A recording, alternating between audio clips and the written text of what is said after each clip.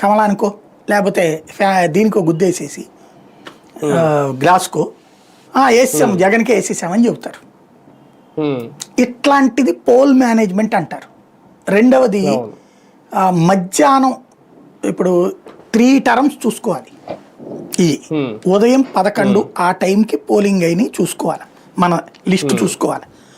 చూసుకుని ఎవరెవరు రాలేదు వాళ్ళ ఇళ్ళ దగ్గరికి అర్జెంట్గా వెళ్ళాలి, ఏంది ఇంకా రాలేదనేసి. ఇది ఎవ్వడు పట్టించుకోవాలి. 11ంటికి ఒకసారి చూస్తారు, 3ంటికి ఒకసారి చూస్తారు, 4ంటికి అర్జెంటుగా అవసరమైతే ఆటోలు వేసి తీసుకురావాలంట.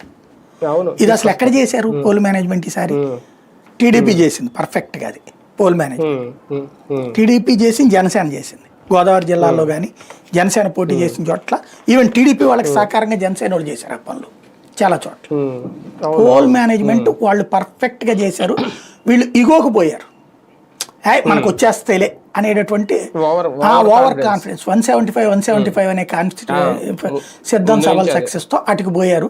రెండోది మనల్ని పట్టించుకోవట్లేదు అన్నటువంటిది తెలియాలే మా రుచి ఏంటో. వీళ్ళు ఏమనుకున్నారంటే జగన్ ఓడిపోవాలని కోరుకోలే, జగన్ గెలవాలి కానీ మెజార్టీ తగ్గాలి, అప్పుడు తెలిసి వస్తాయి ఆయనకి 100 సీట్లు రావాలి, మన నియోజకవర్గాలు ఓడిపోవాలి.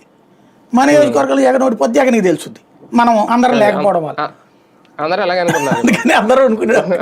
చివరికి మధ్యలో 5 ఎగిరిపోయింది అనమాట.